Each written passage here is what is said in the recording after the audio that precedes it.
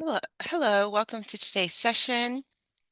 My name is Kaylin Goebel Mathis, and I am a co-PI and program coordinator for OneOp.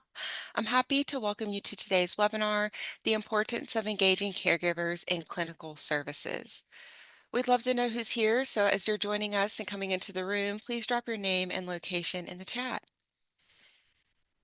Thank you for joining us today as we continue our work of supporting the Defense Department's military family readiness system by growing the professional knowledge, readiness, and networks of the service providers such as yourselves supporting our military service members and their families. And again, today's session is a continuation of our partnership with the Defense Department and the U.S. Department of Agriculture to expand that readiness, knowledge, and networks of professionals who are doing the work to support our military service members and families. And the views expressed in this presentation do not necessarily reflect the official policy of our federal partners or OneOp. The mention of any entity or product is for informational purposes only.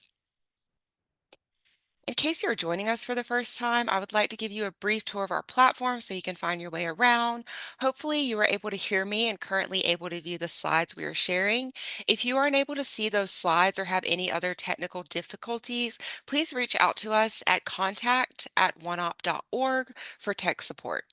We'll be popping that link in the chat as well if you're having any issues.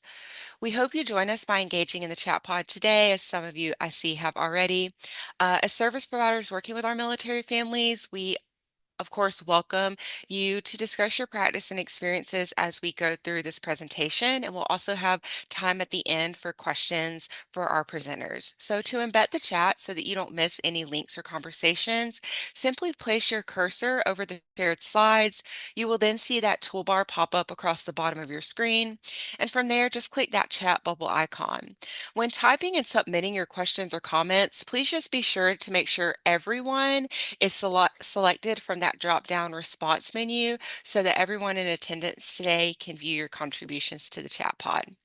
My colleagues will be assisting me in monitoring today's chat pod and will be providing links and webinar resources throughout today's session. You will note that the slides and resources are available for download on the event page for today's session, and I will be covering continuing education information at the end of the webinar, so please stay tuned as we wrap up if you're interested in those CE credits or certificates of attendance for today. And closed captioning is available for this webinar. You can turn on subtitles via the Zoom toolbar at the bottom of the screen as well. This webinar is, of course, a part of our Sexual Behavior in Children and Youth series. Additional webinars on this topic are available on the series homepage. The learning objectives for today's session are to identify protective and other factors that impact engagement in clinical services, discuss professional and caregiver perceptions of clinical services and roles systems play in these services and their relationship to engagement, and to determine at least two strategies providers can utilize and professionals to enhance caregiver engagement in clinical services using research-based methods. And here is a list of the items we will be discussing today. If you need to step away from today's webinar at any point or would like to revisit any of the content covered, please note that a recording will be available for your review on the event page within 2 business days. So please be sure to check back at that event page for your one-stop shop for all materials and resources for today's session. And again, the recording will be available soon on the event page. I am very pleased to introduce our speakers today, Deanna Waxel and Kelly Hagenbaugh. Deanna is a licensed marriage and family therapist and also is at the University of Oklahoma Health Campus Center on Child Abuse and Neglect. Ms. Waxel received her Master's of Science in Marriage and Family Therapy from the University of Central Oklahoma. Her clinical interests and work focus on providing evidence-based interventions for children with problematic sexual behaviors, disruptive behavior disorders, and trauma-related disorders. Ms. Waxel is trained in trauma-focused cognitive behavioral therapy, which is an evidence-based treatment for children and adolescents who are experiencing trauma symptoms, and their caregivers, and for their caregivers, parent-child interaction therapy, and evidence-based treatment for young children exhibiting those disruptive behaviors, and problematic sexual behavior cognitive behavioral therapy for school age and preschool children. Kelly Hagenbaugh is a licensed social worker who has over 18 years of experience in the field of trauma treatment. Kelly received her master's degree in social work from the University of Buffalo. Before joining her current position at Creative Health Services and Mission Kids, she was the counseling coordinator at Network of Victim Assistance, or NOVA, and was a part of building several clinical programs, including trauma counseling in the community and comprehensive evidence-based program for youth with problematic sexual behavior.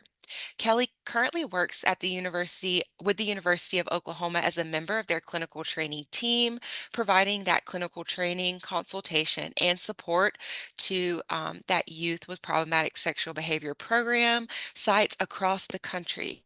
She is certified in TFCBT, PSBCBT, eye movement desensitization and reprocessing, and trauma center trauma sensitive yoga, as well as being a certified yoga instructor. So we are very glad to have both of them join us to present this session, and I will now turn things over to Kelly to kick us off.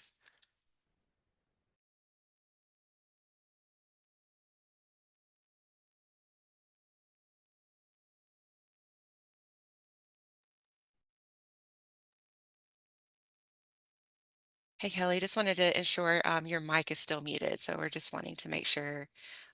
There we go. Thank you. Yes, Yes. I lost where my mic was. It totally disappeared on me. So, good morning, everyone. Thank you for unmuting me, whoever did that. Um, we are so excited to be here with you all today and to engage in this journey for the next hour and a half of learning about the importance of engaging caregivers. So we just wanted to start with introducing some of you or reintroducing some of you to the National Center on Sexual Behavior in Youth out of the University of Oklahoma. This is a great place, if you haven't been already, to find really wonderful resources on understanding youth with problematic sexual behavior and sexual behavior in general for youth. We also wanted to provide for you our contact information and take a moment to provide acknowledgement and gratitude for all the hard work and dedication and advancement and research behind youth with problematic sexual behavior. Below the slide are some incredible humans who have continued to enhance our knowledge on youth with problematic sexual behavior. And so we just want to give them that acknowledgement as well. So let's hop in. I want you all to take a moment, the invitation to channel some of those caregivers that maybe you've met with, you've tried to engage with, that maybe were challenging or historically struggled to engage with you. I know I can think of several. As soon as I start this conversation, things come flooding in. So the invitation just to start to think about some of those caregivers are those families that you've worked with in whatever capacity. I know we're from all over. And I'm wondering if we can put in the chat what comes to mind when you think about caregivers who are difficult to engage.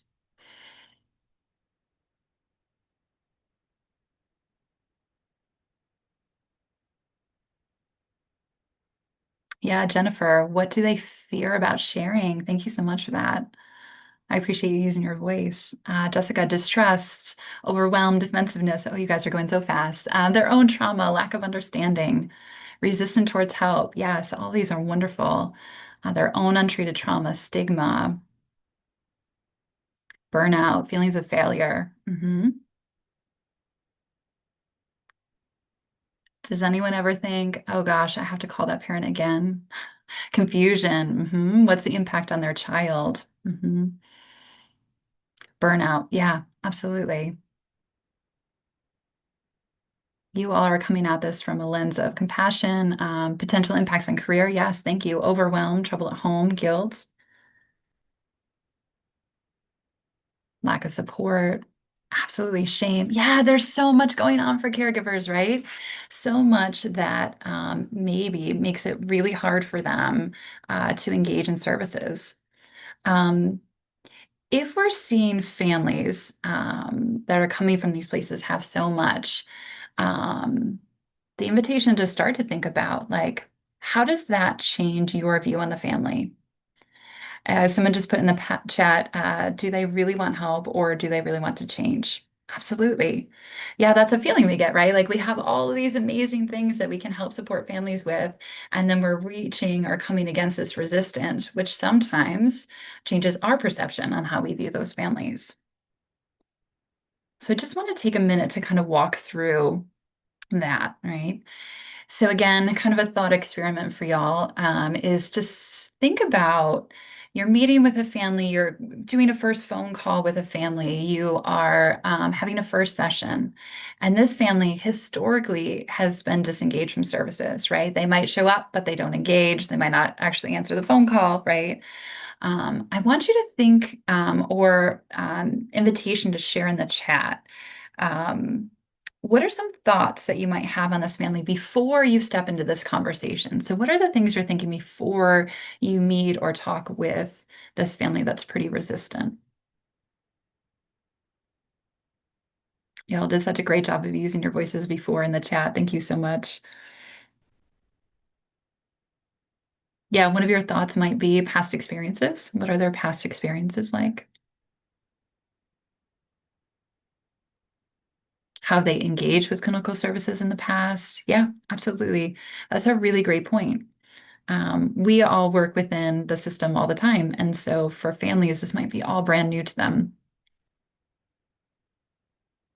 Yeah, another great comment in the chat. Thank you all for using it, providing not only resources family, but explaining why you suggested those resources. Yeah, so thinking through what am I going to give this family? What is the thing that might they need?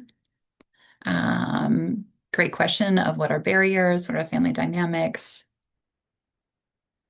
What are their strengths? Y'all are coming at this with such compassion. Yep.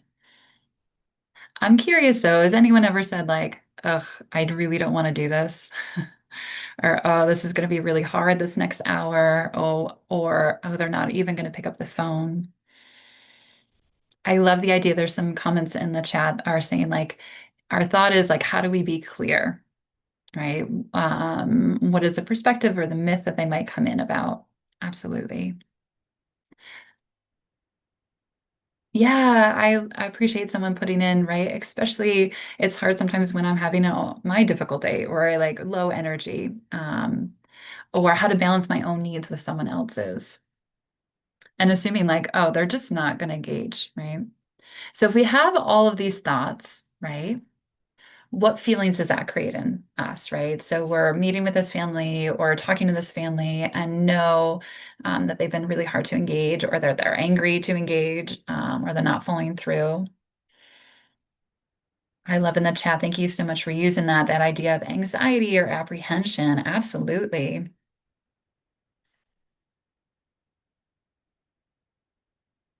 I know for myself, sometimes my feeling is just like the anxiety of like, oh, I have so much to get done, right? Overwhelm. And how do we prepare, right? How do we make sure we have that connection?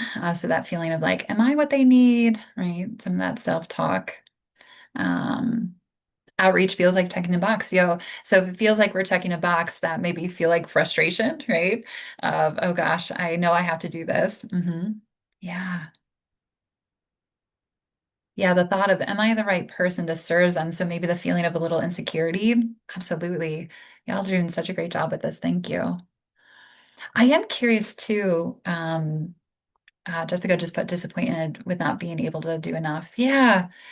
I'm gonna flip this a little bit on us, if we can like shift just a little bit.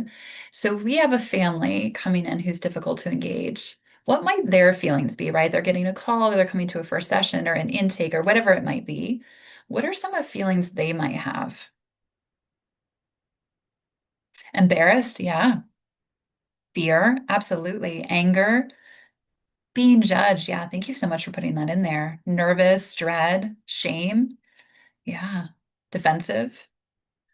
Confusion, absolutely. Guilt. There's so many really big, heavy feelings that caregivers might be feeling as well. All right, so we're going to add our last piece of our triangle. So we're going to go back to ourselves and our perceptions of these families, right? Families who are really difficult to engage. If we are feeling overwhelmed or frustrated or insecure or burnout, right, and are feeling like this is, our thoughts are just, what is causing them to disengage? What can I do better? What can they be doing? What are the things they're coming in with? How do we act to those families sometimes? What is our behavior to those families? Y'all are doing such a great job utilizing that chat. Thank you so much. I love that we're a community that can learn from one another.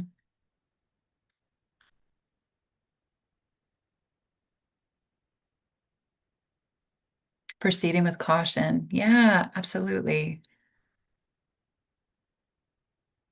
Thank you so much for putting that in. Yeah, so sometimes like just like slowly stepping into it. I know sometimes for myself, I leave those phone calls to the very last.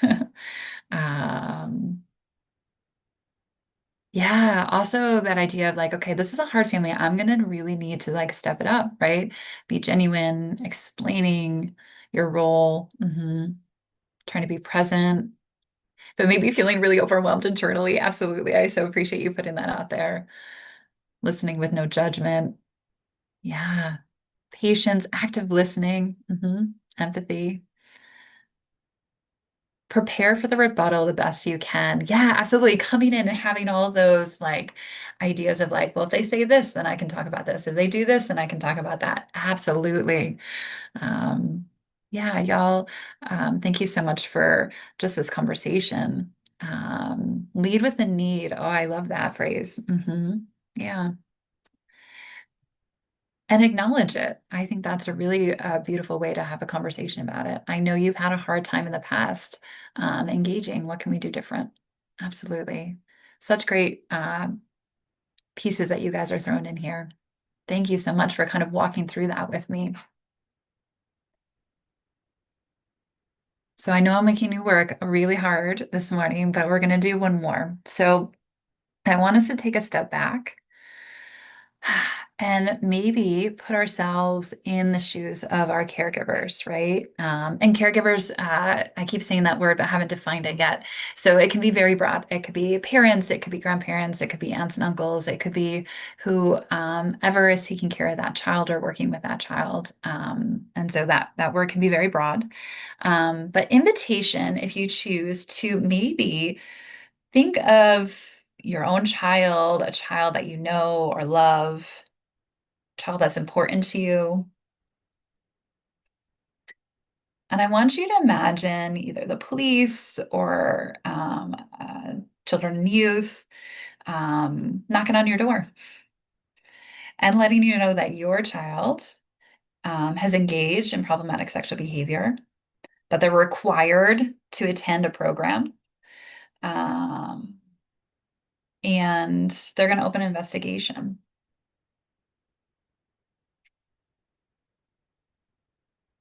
You guys are already thrown in the chat. I'd be scared, wondering if something happened to them. I'd have shame as a parent. I'd be embarrassed. I'd be concerned for my child. How did this happen? That question. I'd be protective, curious, worried, scared. Oh my goodness, all those feelings. Yes.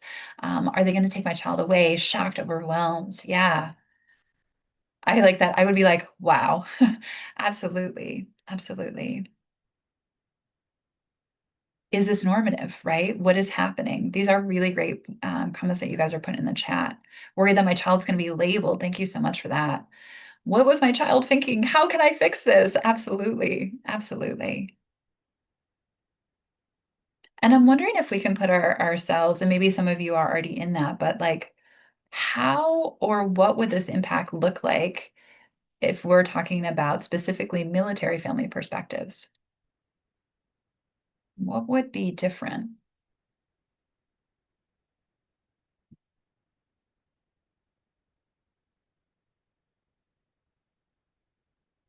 We have someone in the chat saying, um, yeah, how will this impact my employment? Thank you so much for that. How will my command be notified? Absolutely. The fear of reporting. A small community worried about gossip spreading. Absolutely. A small base, and our family will deny and withdraw and shame. Absolutely. Amplify the fear, the shame, and the embarrassment. Yeah.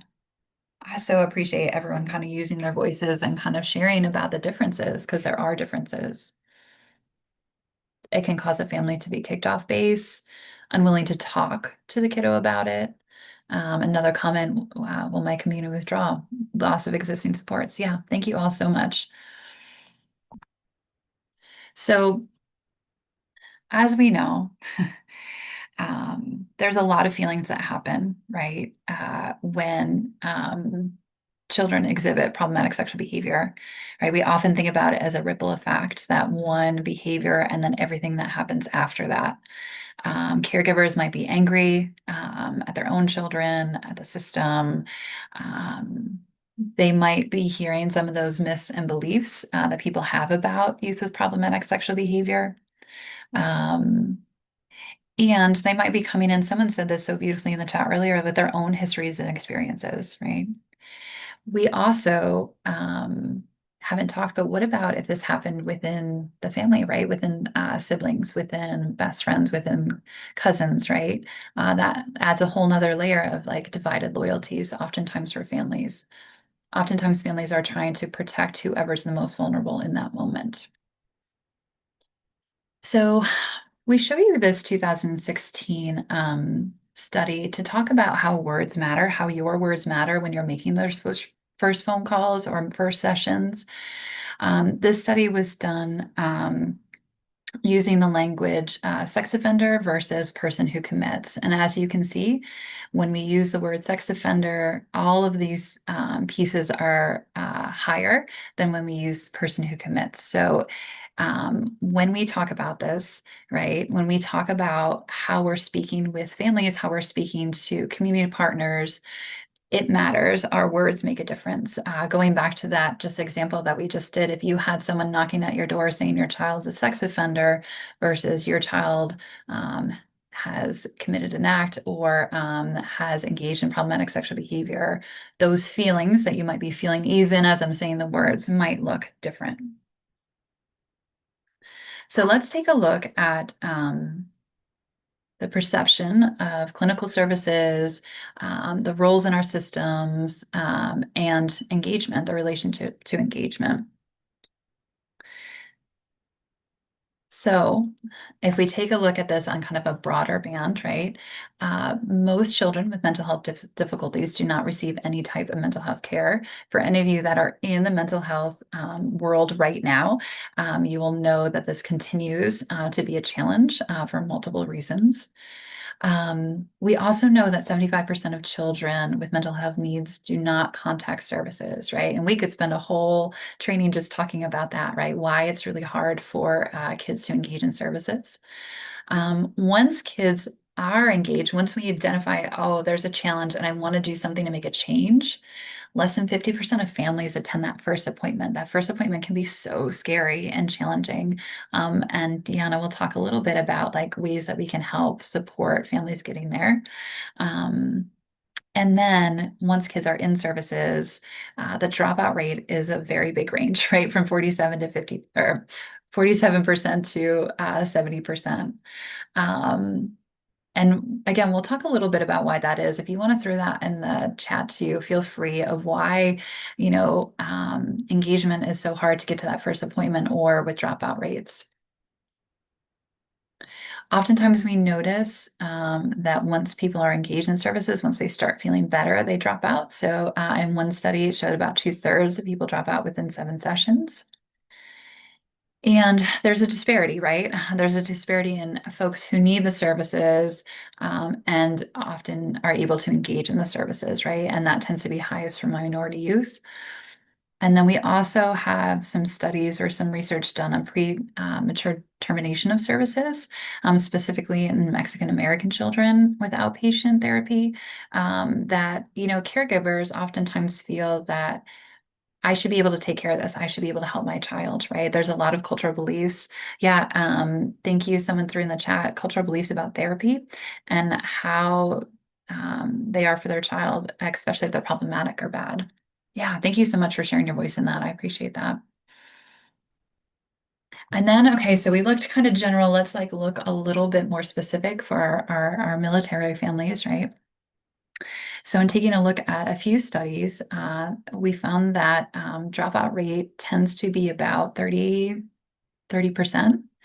And this is for so many reasons. You also beautifully put in the chat earlier all the differences that military families might face when seeking out mental health support.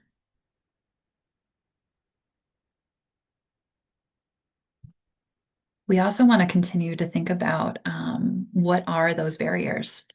Um, and some of those barriers specifically for our military families are erratic work schedules, training demands, um, family separation, stress, um, and that idea that behavioral health problems are a sign of weakness.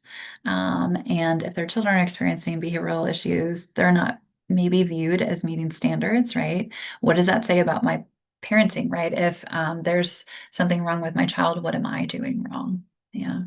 And I just want to acknowledge the chat for a minute. We have some people still talking about some of the barriers so much. I appreciate that. The cost of time to attend sessions, location of the sessions. Yeah, absolutely. And we're going to shift to talk a little bit about um, the challenges specifically for families um, in a moment, and with Deanna in a little bit.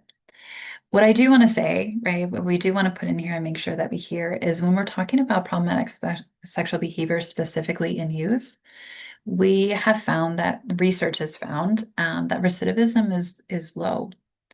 And so um, if we put in treatment specific to problematic sexual behavior, we can get recidivism back into the juvenile justice system down to about 2.25%, right? If we don't put any services in, that recidivism rate is still pretty low, right? So that myth that um, kids who engage in problematic sexual behavior are going to be adult offenders is not true, right? Right. We have to look at this population youth with problematic sexual behavior different than we look at adult offenders. And oftentimes, what we found is in the past that we youth interventions were gauged in the adult system. And so there's some I know there's some webinars coming up that talk about intervention with youth with problematic sexual behavior specifically. The type of treatment that we give kids makes a difference, right? And so when we're looking at programs that work with youth with problematic sexual behavior, we want to make sure that we're taking a look at developmentally appropriate interventions, right? We want to take a look at interventions that provide growth for kids and change for kids, and helping and support making good choices, right? And so because of this, what we need caregiver involvement, right? Caregiver involvement is key when we're talking about this population. So I want to pause. How many of you, if you wouldn't mind sharing in the chat, are working with caregivers now, and in whatever role or capacity that you have? Okay. So we have, yes, a few I am. We have a few I'm a caregiver. Beautiful.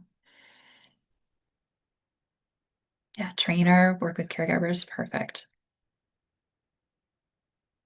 Yeah, thank you all so much for sharing this. I appreciate that. So we know through research, through anecdotal, whatever you all are doing, right, that caregivers are key. And so involving caregivers in a child's treatment is imperative. Um, when we're talking about PSB specific, what we're talking about is making sure that caregivers are getting some support, some skills, some training in how to change behavior, right? How to support kids in their change in their behavior. We're talking with them about building relationship with their child, about supervising, about communication. I've had the privilege to be doing this work for about 10 years now, and running groups and individual sessions for youth with problematic sexual behavior. And caregivers always come away with, I can talk to my kid about hard things, and I can talk to my kid, right? And that's imperative. Um, when we're talking about evidence-based treatment for youth with problematic sexual behavior, we're working on kids building positive peer relationships, right? If kids are feeling grounded and seeking out friends that are also making good choices, that's really helpful. And again, developmentally appropriate. We're not just watering down adult offender treatment to work with our kids. So I'm going to put us back to some questions, right? So I want you to think about um, doing a first phone call or a first meeting with a family, um, and thinking about how we're talking to caregivers, right? You all have a really beautiful guide that OneOp has put out with our family advocate program and how to handle these situations. And in addition to that, right, let's talk about how we can help support engagement from the very beginning, for the very first time that they hear, that families hear that your child's been involved in problematic sexual behavior, right? So the first piece, someone so beautifully put in the chat earlier, the need to clarify and be transparent about how to talk about this process, what this process is going to look like, right? And that can be done in a whole host of ways. I'm sure you all are doing that so well right now, right? How do you lay out what's going to happen next, what families can expect? We recently had to move to a new building and we went in and took pictures, right? And so we had flyers for our families of this is what the waiting room looks like. This is the front door. This is what the waiting room is going to look like, right? Again, anything we can do to kind of help families know what to expect is going to be useful. Um, and then we're engaging with families by collaborating with them, right? You also beautifully put in the chat how difficult those big feelings are. And so, how do we offer a space for families to talk to us about their experience, about what's happening, their perception of what's happening, and um, helping build some bridges between what we need and what they need, right? The other piece is focusing on immediate or practical concerns. We're going to talk about this in a minute. Sometimes our perception of where families are not their perception of where they are, right? So what are the concrete needs? What is the current crisis? Um, and this includes too, what are their goals, right? Some families might minimize the behavior or say that the behavior didn't happen, right? And so being able to have a conversation about what behavior are you concerned with, right? What are you concerned with right now for your child? And working from that place. Spending time talking about what are the barriers, right? As some people in the chat already had put before, whether it's travel, location, money, right? Whether it's more internal, their own trauma history, their own view of systems, right? And so being able to put those conversations out in this first call to see really what are the barriers, what is going on for that family. And then the last thing, and we'll hear from the voices of caregivers and youth later, but how can we move forward, right, is so important, right? We know that this behavior was serious, and where is the hope, and how do we get to the hope? So that means, when we're scheduling, making sure that we're being concrete, trying to schedule as quickly as possible so that families stay engaged. The other reason for getting meeting schedule as quickly as possible goes back to that point that someone in the chat made earlier of if that child or family is not engaging in that behavior currently, if we give it a week, a month, 2 months, they might not want to engage at all, right? The behavior is gone. So this is Maslow's hierarchy. For those of you who haven't seen this before, feel free to take a look at it, but it really talks about we have to meet our basic needs before we can move up. And sometimes the perception that families have of their basic needs and what our perception is different. And so this is why we have to get curious and we have to ask questions. So, some reasons for dropout, which you all named very beautifully earlier, is there might be insecurity, economic insecurity. They might not feel when they meet with or talk with you or your team that they're not represented within um, that environment.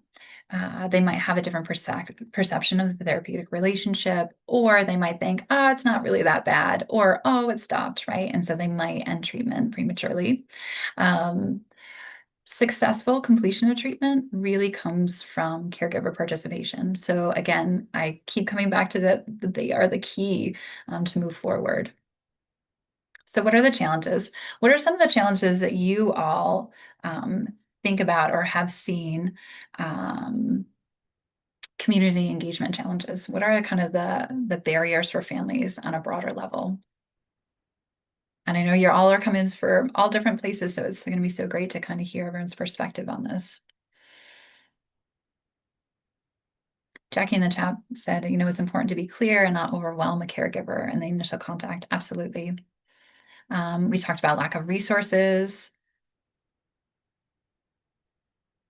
Yeah, there's a lot of things, right? The cost of services, childcare, life circumstances, all of these can be challenges of families engaging. And then we have thoughts on how to overcome these, right?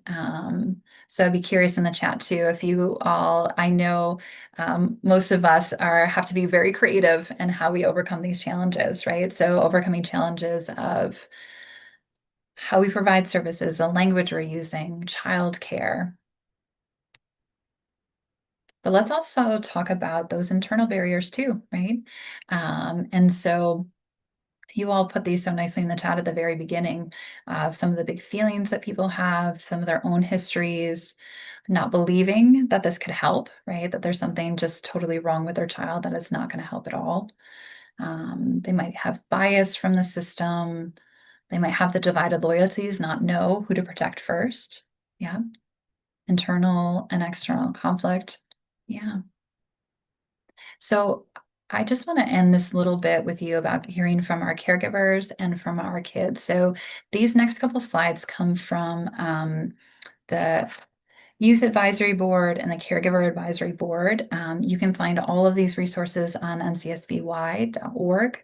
But caregivers are saying for first responders, what we need from you is first of all, what you say matters, right? So can you get the facts without judgment, that this doesn't define my child? And make sure you tell me that there's hope, right? Um, and another big takeaway, right? Again, coming from research and coming from our caregivers, and you'll hear it again from our kids, is reduce the time from what happened to getting help, to getting into treatment. So for therapists, here is caregivers talking to you. Again, coming up with being non-judgmental, see my child as a child, tell me what to expect, and get me into treatment as quickly as possible, right? That waiting is scary and hard. And then from our youth, this is what they're saying to us, right? Care about me, listen to me. Don't expect me to talk, right? How do I build trust? Um, And then they talk specifically about their family, right? Help me lean into my support system. Help me learn how to talk with my caregivers and face this issue directly. And then some treatment, PSB CBT is group treatment. So they talk about that too. Group makes me feel not alone, right? That helps them develop friendships, acceptance, talk about feelings. And so again, these are some direct resources from NCSBY, from our incredible Youth and Caregiver Partnership Board that you can take a look at. But kids are consistently talking with us about how having their caregiver there was so important, how it helped them in treatment, how it helped them stay in treatment, how it helped them make changes. And again, these resources are available for you. Take a look at them. I often use them. Here's the youth voices and the caregiver voices. This caregiver survival guide I give to caregivers when they start treatment with us, because I think it's so important. And I'm going to shift to Miss Deanna. Yeah, so research and these families are telling us that while we need to communicate that this is serious, we really want to focus on hope and give some tangible steps for what families can do next. These things include addressing safety, needs of all the family members, and plans for clear communication. We do have a couple of studies that focus on PSB specific barriers that might impact engagement. And those things show us that there are some additional factors that we need to consider for these families, including family stress, because PSB can happen within family systems and it can be very isolating. And one of those handouts that Kelly just referenced, a caregiver says, how do you know you need more support? And there is a caregiver quote that says, we were completely isolated. We lost our church. We lost our social groups. It impacted all of us. There also can be a distrust of the system and what might happen to the family by coming to get support and help. There is often a lack of available resources, including access or knowledge about services specific to problematic sexual behavior. There's limited caregiver motivation sometimes to support youth, which can be caused by holding misconceptions or those divided loyalties that we've talked about. And there is certainly stigma or potentially a disbelief that treatment would be helpful. While there's no specific research to military impacts, I'm curious to hear in the chat from you all what you think are some more impacts that can interfere with engagement from families who are involved with the military. And I'm sure a number of you can think of those impacts as we move forward to consider more. Go ahead and share. I'd like to keep chatting about those as we proceed.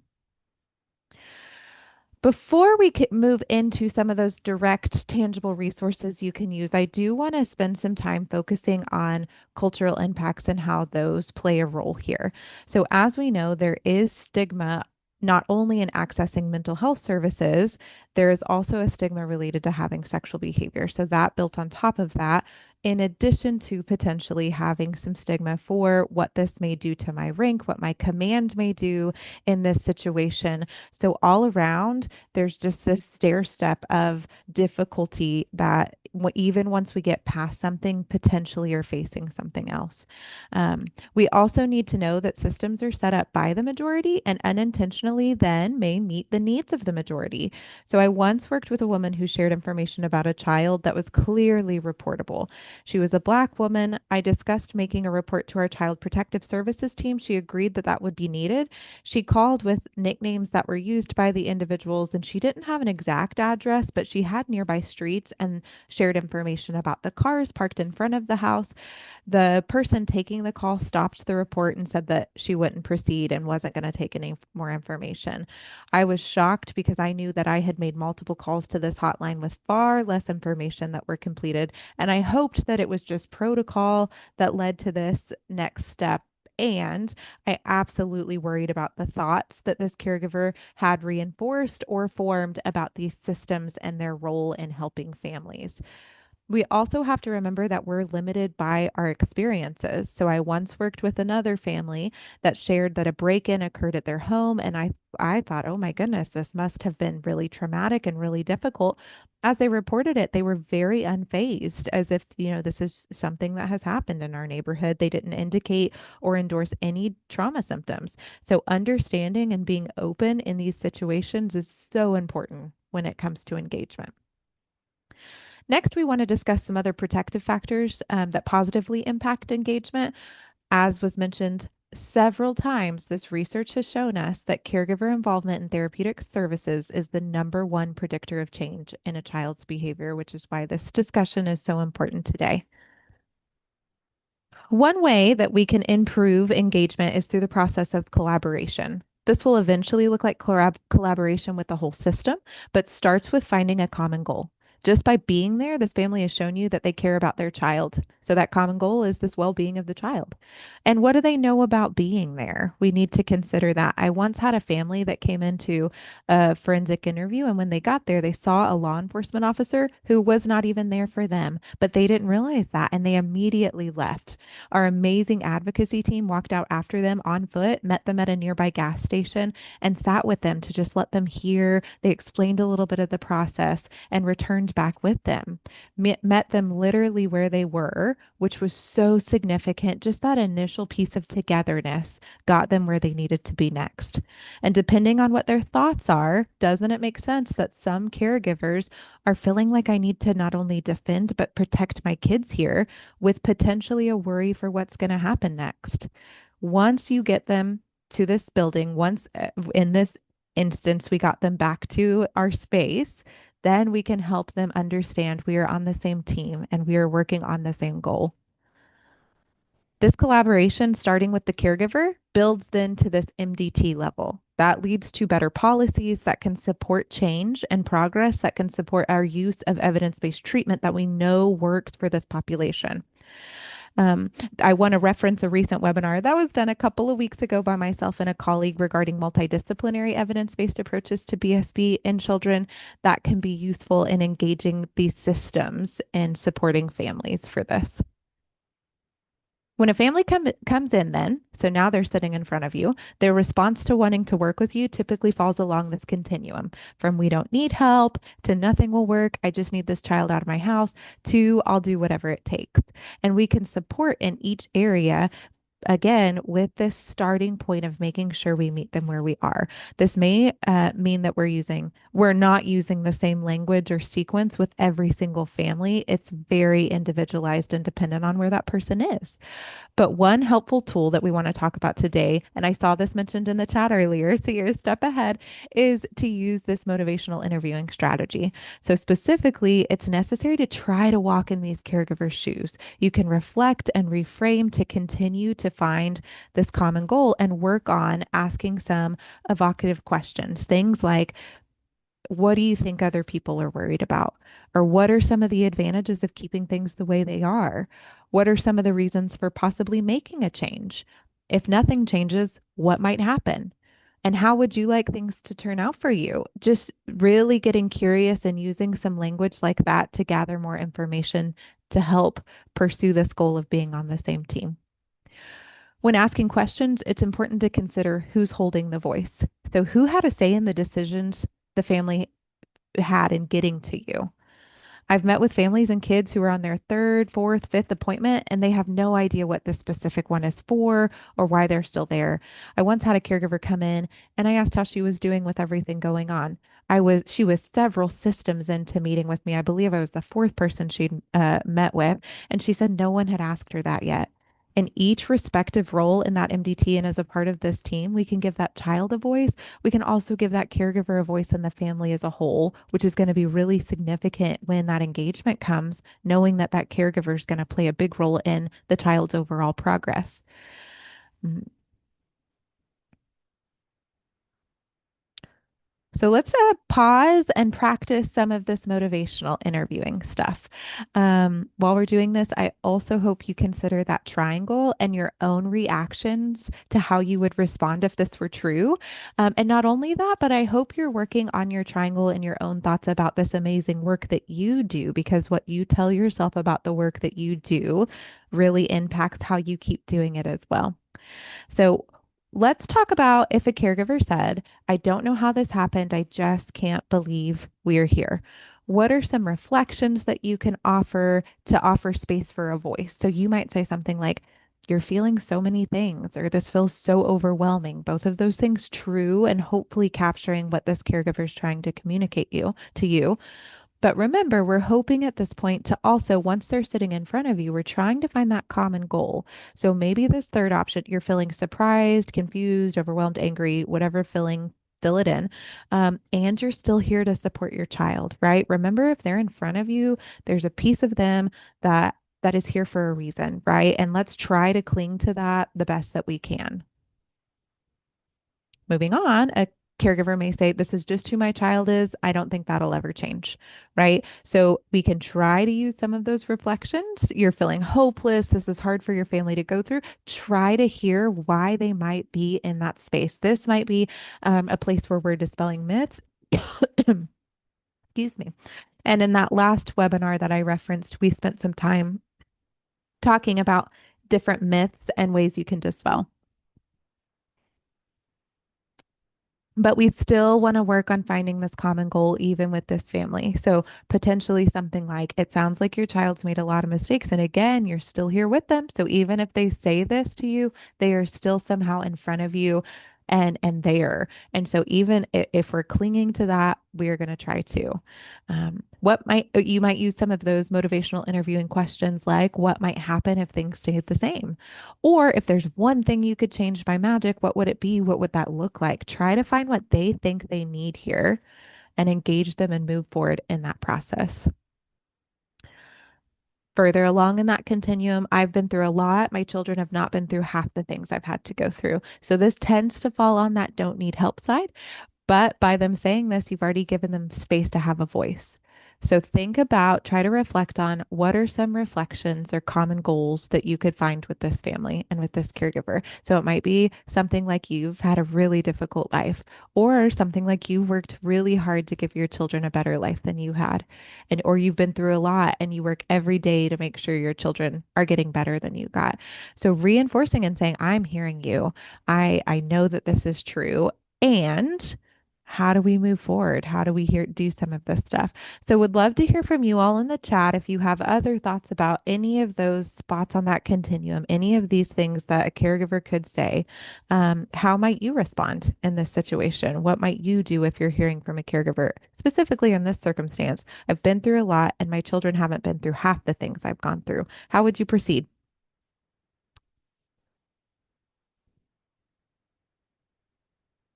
Would love to hear some of you all's feedback in the chats as we keep moving through some of this. But I do want to talk about the role of family advocacy clinicians and that clinical piece here. Thank you. Acknowledge, validate, redirect the child's experience. Approach. Thank you all for sharing. Absolutely. And you seem so skilled in this. I'm sure you make caregivers feel very able to move forward.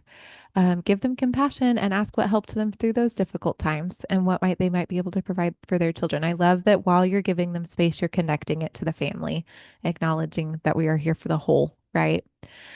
So the first evaluation interview is the point at which a lot of these families are deciding if the service provider is a fit, if they're going to come back, or what's going to happen next.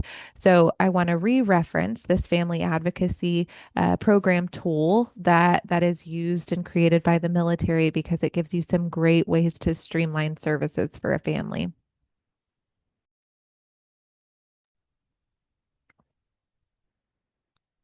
Next, we do want to work on clarifying the need for the family. So remember that collaborating and clarifying the need are going to be ongoing processes from the first interaction with that family and throughout.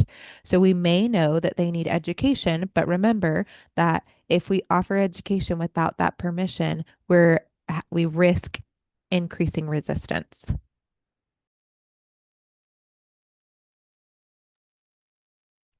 Asking permission allows us to understand the true need of the family, not the need as we see it. And that's what's going to be really significant in this engagement piece, which I know you've heard a couple of times.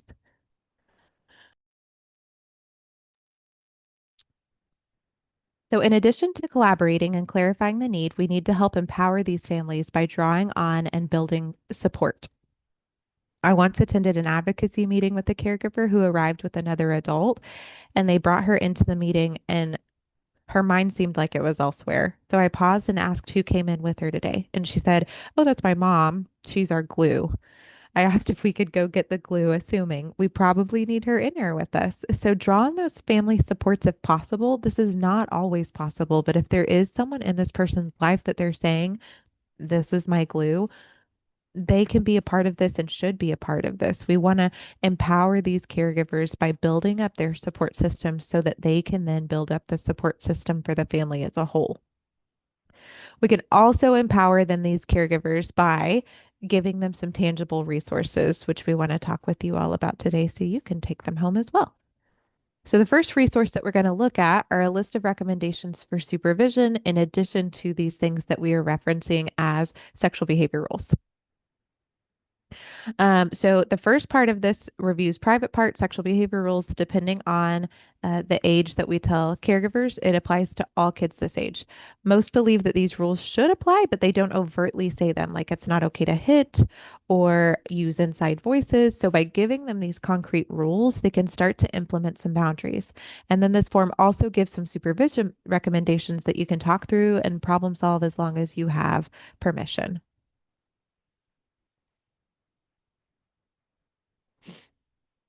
Okay, so next up, I want to share this family safety plan that we use. And what I love about the safety plan is that it has a whole section dedicated to what a child can do.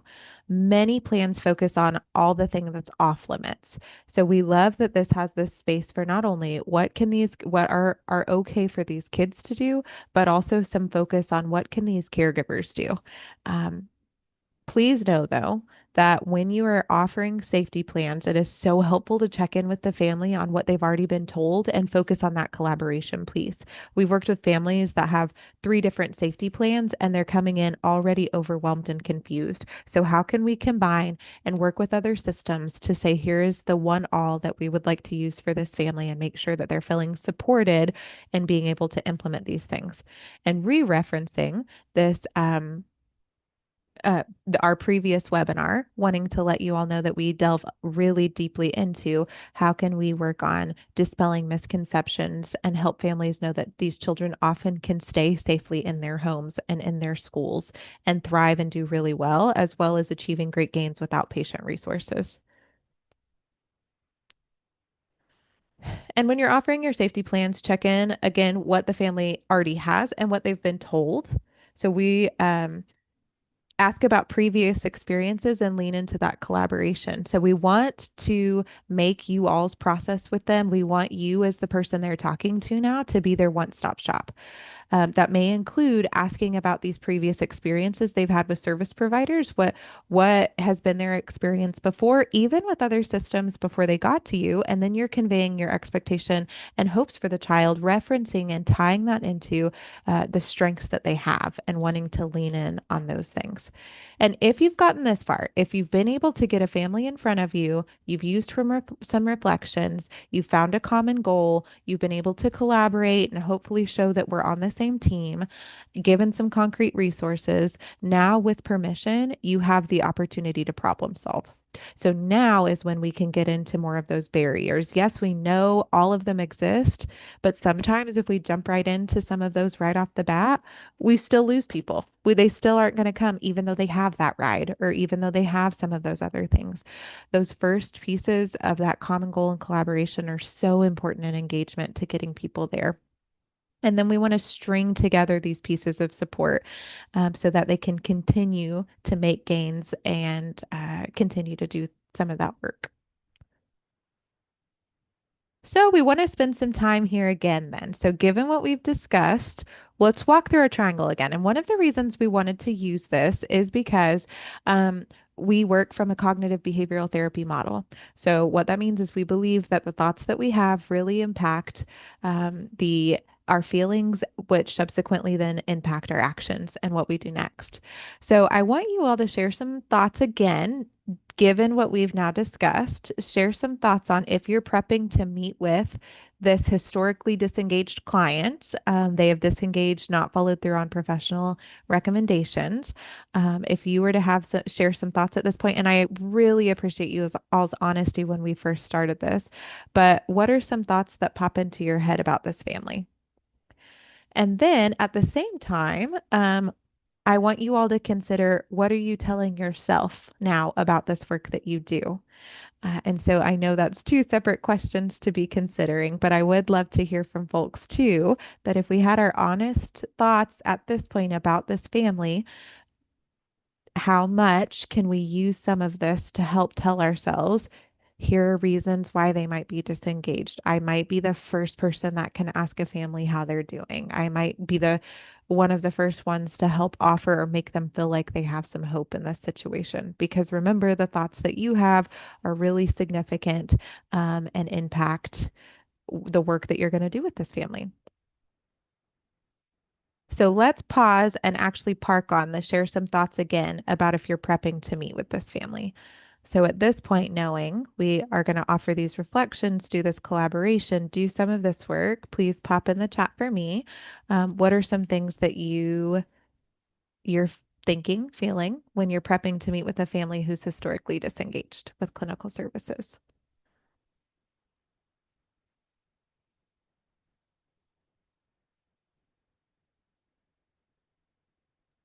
So at this point, you might be thinking, and I think some of this was even shared before, what are their past experiences with systems?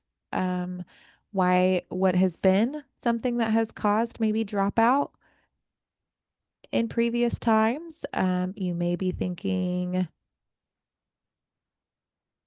y- if we're honest, we still might be thinking this family is not here to proceed or do services. It's really tough. Let's see. You can disarm the situation. Thank you so much for sharing. So I might not have explained things well enough in the past. I want to take some time to review. Oh, I love that language. And I'd like to bring in an interpreter to our next session. I can be sure I'm doing a good job of explaining. I recognize you feel comfortable speaking in English, want to ensure I'm doing my best. So making sure we meet them where they are in that regard. Thank you so much for sharing. Repeating client concerns, asking them to clarify what can help. What did they think they need? Often that is a piece that's so missing. Tina, thank you for pointing that out. Is caregivers are told where to be and when to be there. And right now they just want to keep their family together potentially, or their idea of need might be very different than what's going on for us. So we really appreciate that feedback. Where is treatment among their list of priorities? Is it even on their list of priorities? Absolutely. Seeing an opportunity to connect and be the provider that can help answer questions. Perhaps using that motivational interviewing approach and meeting them where they are. Absolutely. Reflect on avoidance behavior. It's usually rooted in fear. That's exactly right. So, how can we give them a safe space, right? That we're not necessarily going to make that fear go away, but we can hold it with them. Concentrate on that rapport building, being a safe person for them. And then also, yes, I need to read carefully the information received, making sure I have cultural humility. And maybe I need to reach out to some other systems at this point and hear what's been said and what's been told. Absolutely. Yeah, I have a lot of other things to do and will be waiting my time trying to work with this family. That's true too. Like, we also have other tasks and things we have to be doing. That might be the message we're telling ourselves about this during this time. How can I make the best use of this time for everyone involved? Absolutely. And I heard before some very honest thoughts about, am I the right person for this? Things about I might not really want to make this call. And really, what we want your takeaway to be from this slide is that your thoughts about this family and your thoughts about the work that you do impact your engagement and they impact your ability to move forward. That's going to be a quick tool to change here. If you can even have some scripted, I know I make a difference in the role that I do, or at the core, we're going to assume good intentions from families. Something like this before we walk in can make such a difference. So let's shift back then to these fillings. So if our thoughts are coming on, we are concentrating really on, I really want to give this family a safe place. I really want to identify their needs. This is an opportunity to connect with them, be a provider that can calm their overwhelm or at least hold their overwhelm with them. What kind of feelings come along if those are the thoughts that are popping into your head?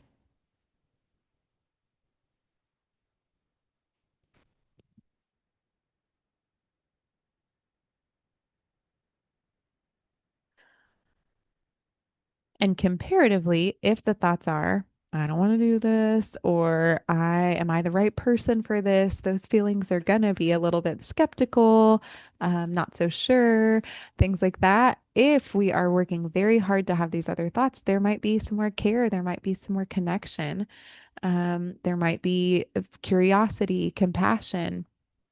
Think I'm so excited to have a probation officer on.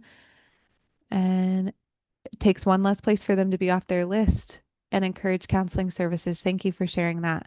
Um, our team has tried to streamline here that's why as a clinician, I attend these family advocacy sessions when children are receiving forensic interviews because we want to streamline when you now have to go to services. It's not a new face, it's not a new person. And I see time and time again, a family will walk in and there will be some people in the room and they walk straight to me because they've seen me before. So, as much as we can do to take some of that off is going to be so important. Give them feelings of safety. One of my mottos and things that I always share with families, as long as we're safe, we move forward. If we can be nervous, we can be scared, we can be uncomfortable, but as long as we are safe, we move forward. If there is a space of something is not safe, now is our time to pause and figure that out because our job ultimately is safety, which doesn't necessarily mean we're going to make you feel the most comfortable, but it does give you space to know someone is here to support. Amber, I love you sharing. I often remind myself to breathe and question before I speak if the language I'm using is joining or might push them away. So even just reconsidering for yourself, um, how is this impacting this interaction together?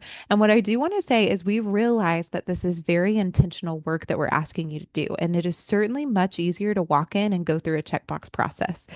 We know that it is. We also know, though, from our research that that might be doing a disservice to the people in front of you and is ultimately probably not why you're in the field that you are. And so we just want to be thoughtful about the tools we can give to do this and say that with this intention can come some tired and some hard and things like that. So be thoughtful about within engagement, wanting to make sure that you have built in this time at the end for that narrative about that can be filling the narrative about I did make a difference for someone, I did support someone, and allowing that to continue to drive your work.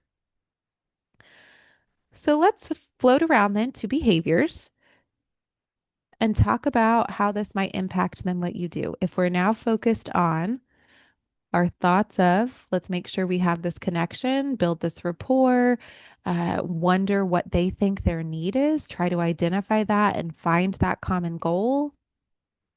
So our feelings then are caring. We might feel curious or compassionate. We might feel optimistic. Absolutely. So how does that then impact our behaviors? Like now, what do you think are some things we're doing for these families when we're walking in?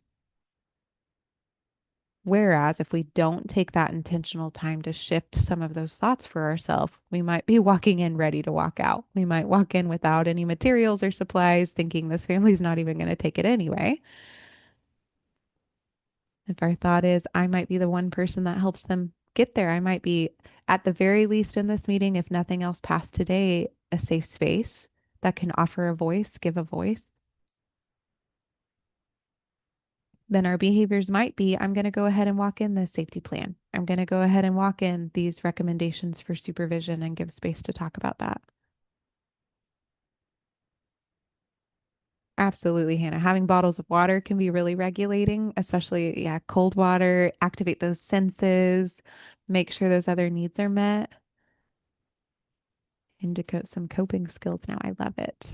That's amazing. So your behavior might be that you have some of these other things set up to help this family with success. And that absolutely might be true. Our behaviors might be collaboration, calling those other systems, seeing how we can get them involved. From a military standpoint, considering what this might mean for command, what this might mean for our role here. All of those things are going to be really significant as we move through this.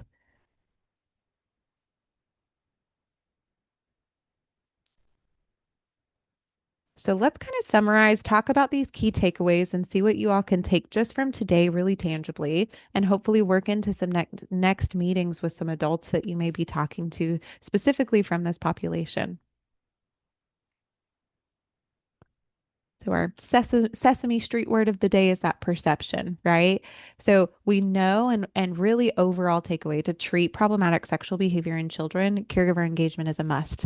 Has to be there for this to succeed. And that perception is so important, not only what these caregivers are thinking and feeling and doing in these moments, but also your perceptions about your own thoughts and beliefs that matters and it impacts how you engage others. And that intention is not wasted when you spend time trying to narrate the own work that you do to say, this is positive, impactful, here's how I'm making differences, even when it's tough. And giving some space to that afterwards is really important in the sustainability of this work for sure. We want to work hard to try to get into the other person's shoes. We want to understand their perception and what could be impacting any of our time together today. And our early messages are really critical. So from the beginning, when they're getting the I'm on the same team, I want to offer safety, support, and there is hope, and there's this really positive future that could come. That really can give caregivers a space that they want to do this. We know that impacts to family are significant and they need to be identified. So, a lot of times, especially for clinicians, there's an identified client. And sometimes, when that's the youth in front of you, it's really easy not to focus on other things. But we need to consider this as a family system issue. So this one behavior impacts everyone, and sometimes there's interpersonal PSB or PSB within a home that we need to consider both sides of it. I shared in our last webinar that when I first started doing my training, I was being trained in trauma work and served a child whose sibling acted out with her and engaged in sexual behavior. And I didn't know anything about this population or this work. So I moved forward and I didn't ask about that youth or child. I didn't attempt to engage in services. I moved through services with my kiddo. She finished and graduated, but at the end of that did not have any contact and there was no plans for contact with that sibling moving forward. Fast forward, and I was being trained in this PSV model, learned about this population, learned this information. One of my first cases was almost the exact same, very similar scenario. And I worked really hard to engage every member of the family. I made sure that parties had the trauma services that they need, PSB services were in place, the families even had their supports and their services in place. And we got through our work. The youth that I worked with that had sexual behavior graduated very successfully, did a wonderful job in their service.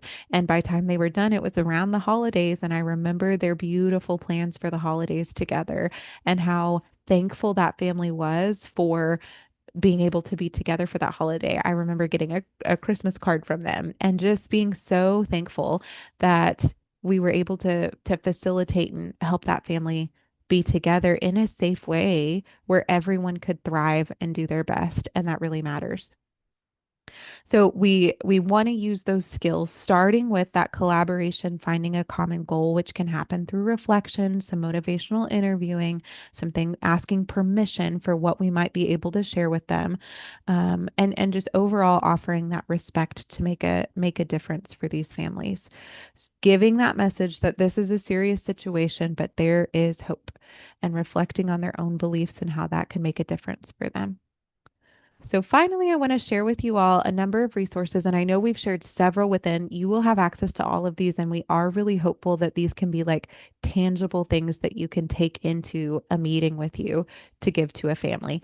But some other resources that are amazing are taking action booklets, which really do a quick summary of the types of things that we would talk about in a formal service. Obviously, it's not meant to replace services, but can really give some good options for safety planning specific to this population, origins of why problematic sexual behavior might occur, and some other great topics that are really helpful to use.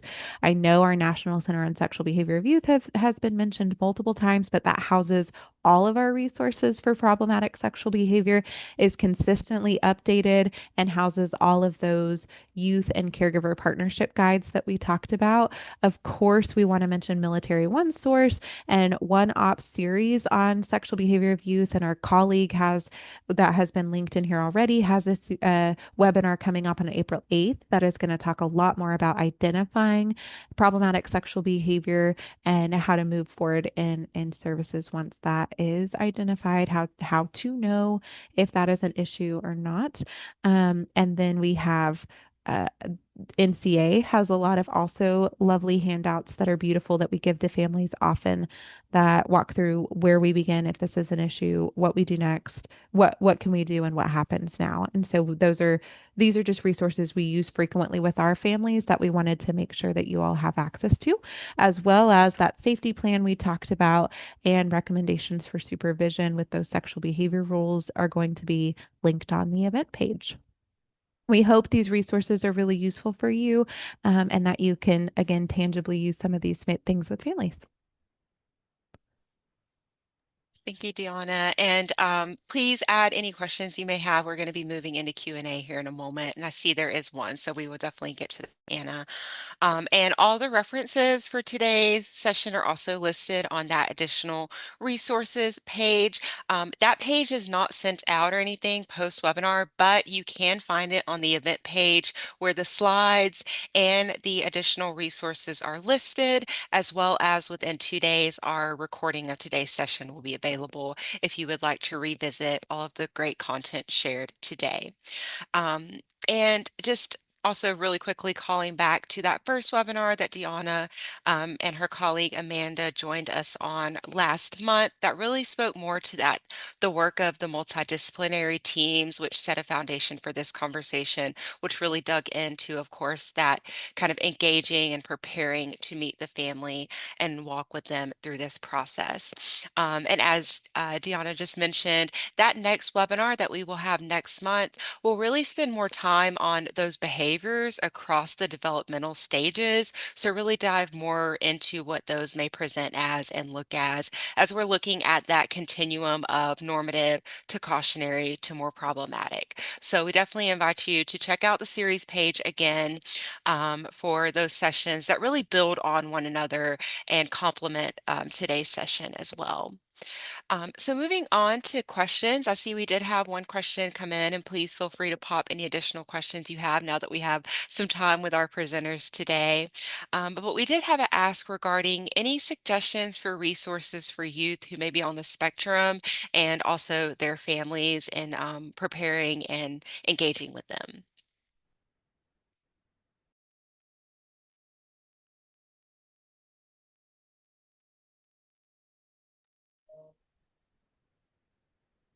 This is a great question and is coming up more and more for us. So thank you so much for asking it.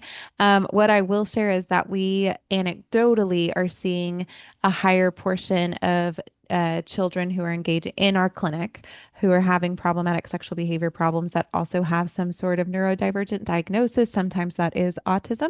So we are actively working to collect research and data to see how we can best support these kiddos and make sure that this work is effective and useful for them. So we do, and we have an autism training for PSB providers coming up, but also a professional development training that I am happy to share. And all of this is actually on our NCSB website.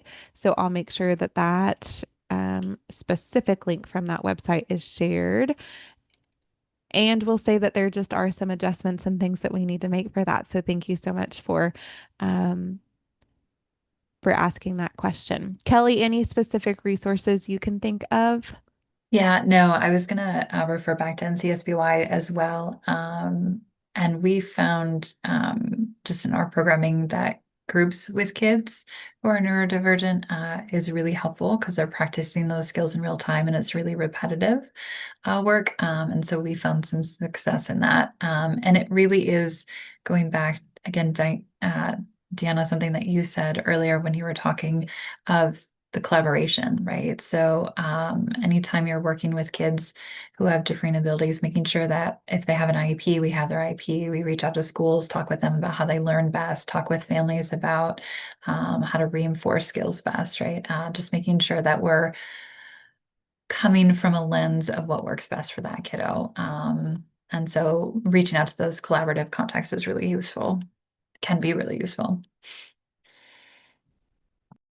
And just at a foundational level, I know kind of separate from the PSV, but considering just kind of foundationally working with those kiddos who may present and be on this broad spectrum of neurodiversity, including like cognitive variation such as ADHD, dyslexia, autism, or more. We also do have a OneOp webinar series, Uniquely Wired, a deep dive into diverse cognitive variations. And again, that's more of a foundational approach, but there is a lot of strategies and suggestions around just foundationally supporting those populations, which I think could then probably also be built upon to some of the other programming we have and some of NCSBY's work on this. And I know that as this is an emerging need that we're seeing in the field, NCSBY, as always, will continue to be responsive to that and continue to create and develop and deliver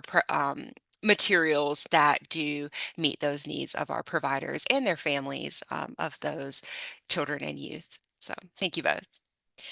Um, I'm also wondering, since we have a little bit more time and I don't really see any questions coming through right now, I know we've spoke in depth about kind of engaging caregivers and really preparing for those first couple of very important first couple of interactions with them. And I'm wondering if you have any thoughts or strategies on encouraging children and youth to seek help and engage as well, and maybe just a few kind of best practices that both of you have in your expertise and experience within the field?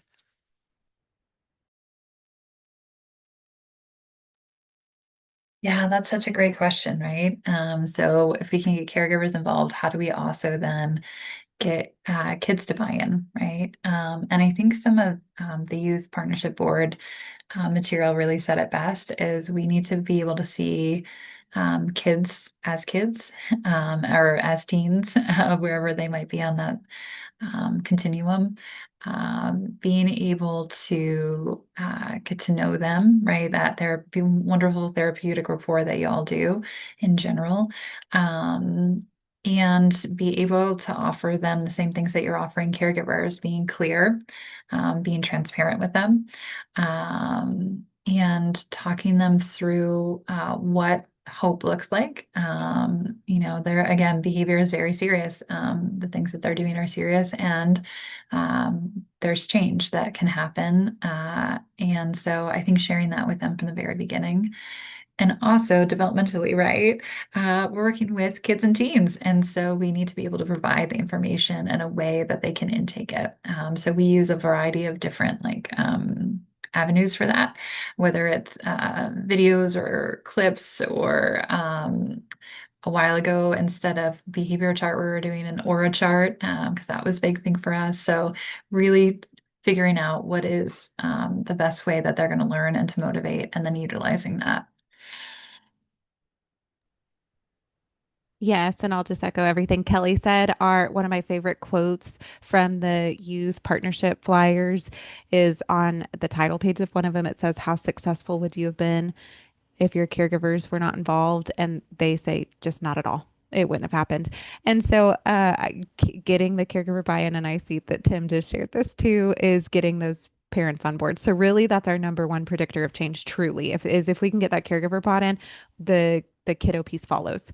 Now, in terms of supporting the kiddo, I think everything that Kelly said is true, and I see a chat about just making like normalizing this a bit and giving space to it. Often kiddos come in and they think sex is a bad word and they can't talk about even the sexual behavior rules, their private part rules, or things like that. They're embarrassed or have a hard time reading. So giving space to not just normalize it, but giving good boundaries to here is what this is and here's how it can be good, helping kiddos and families understand that sexual development is a part of development, just like you're learning cognitively, just like you're developing physically and emotionally, you're also developing sexually, and that's just a fact. So here we can understand about this process. And then the part that works clinically about helping kiddos kind of get bought in from that sense is just a little bit of gradual exposure. Every week we're reviewing those private part rules, sexual behavior rules. They just become a part of what we do. And in that way, it's no longer feel stigmatized or off limits. Yes, and it just comes down to that education is truly empowering, and especially in that context as well. And I know we'll be diving a bit deeper into that again in our April session that will be upcoming with Dr. Ben Siegel on that regarding those developmental stages and really how like that is a part of normative development and how we can be communicating that. And yeah, like Laura said, sharing what is okay or normative and just talking about that development as part as overall child development. So thank you both. And with that, I don't see any other major questions. I just do want to note that Deanna added that CG McDonald has some helpful research on working with youth with autism. So just wanted to note that as well, circling back to that kind of one of those first questions we had. And with that, thank you both so much for answering these questions and for a fabulous session today. And we look forward to that next session. Again, that will build upon this one and really dive deeper into what that spectrum of normative to cautionary to problematic sexual behaviors exhibiting those behaviors may look like across the developmental stages in our next session. And I'm going to go ahead and move us into our wrapping up. Thank you all for engaging with us in the chat as well. And for those who are interested, I will be moving into continuing education credit information. So now let's talk about those getting your certificate. Your feedback is very important to us, so we do ask that our audience take a short evaluation, letting us know your thoughts on today's webinar as that first step in the evaluation process. For those wanting to obtain those formal CE credits, after you complete that short evaluation, you will be directed to a list of opportunities offered for today's session for CE credits. The link to this evaluation will be is shared in the chat pod and is available on the event page, especially for those watching the on-demand recording. When you visit the event page, you will see a purple button reading Continuing Education. Click that and it will take you to both the evaluation and then the following post test. If you do not see this button, and especially if you have had the page open since the beginning of the webinar, please refresh or exit out and reload the page, and that button should populate.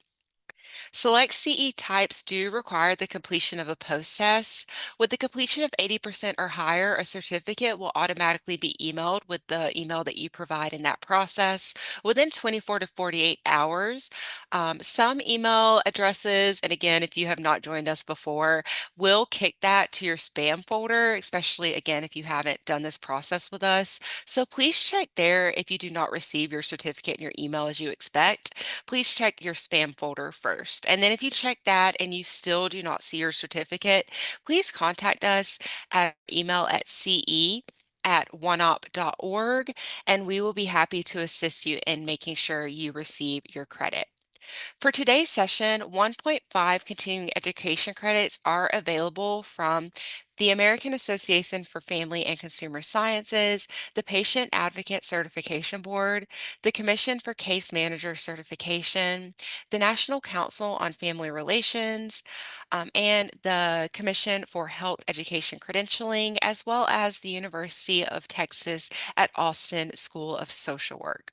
And of course, for anyone else wanting to track any additional professional development hours, we do have those certificates of attendance as well. And of course, again, please note a recording of today's webinar will be archived on the event page within 48 hours and available on our YouTube channel. And you can access that if you would like to revisit today's content, especially as you're going through that post-test process if your CE requires a post-test.